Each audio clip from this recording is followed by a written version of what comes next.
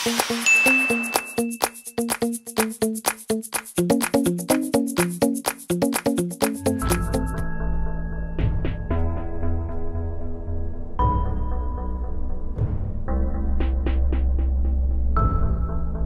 Nante!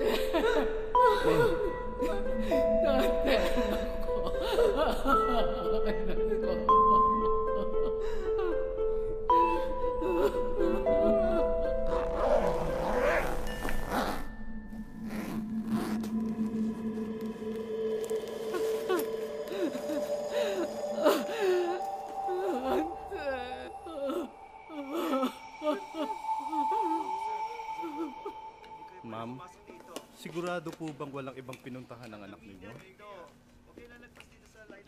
Hindi ko alam. Wala ako doon. Iniwan ko siya dito sa parking lot. I'm sure hindi naman siya umalis. Sabi niyo nag-miss call, di ba? Mga ano oras kaya?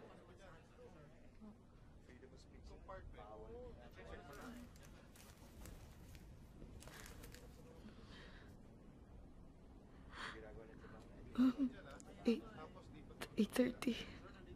Base ho kasi sa autopsy report. Mga 9:30 ho siya namatay. Yung i-check namin yung sasakyan, yung mga valuable things gaya ng laptop, iPad, wala namang nawawala. Meron po ba kayong alam na malapit na swimming pool dito? Meron ho sa may clubhouse ho. Pero malayo po dito.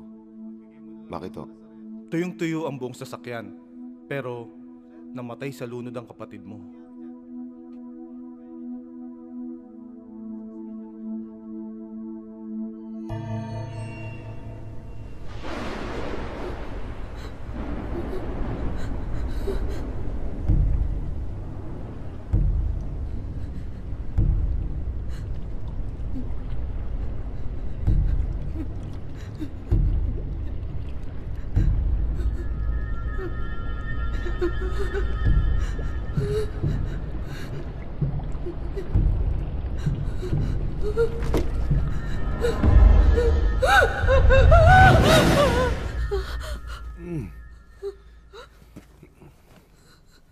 Ano nangyari sa'yo?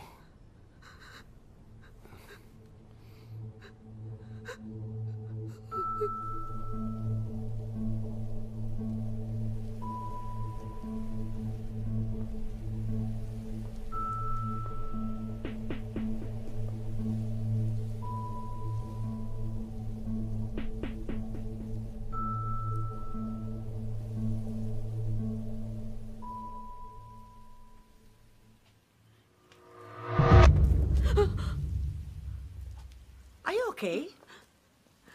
Yes. Tara, pasok na ho tayo. Halika. Let's go.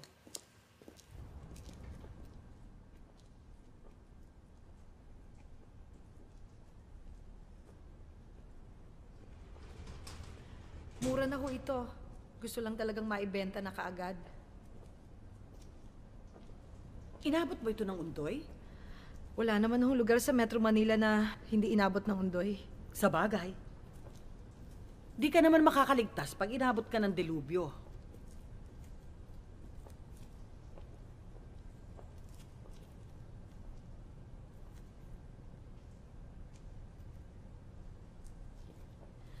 Mrs. Reyes, here's my calling card. Are you related to Marites Gomez? Taga-Marikina rin siya eh. Biyanan ko ho. Talaga? Oh. Magkumari kami. Pareho kami nagninang nung ikinasal si Mayor.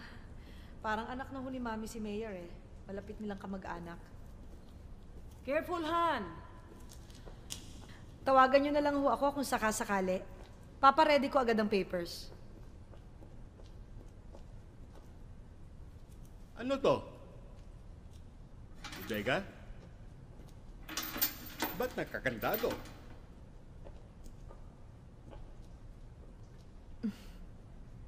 Doon na ho tayo.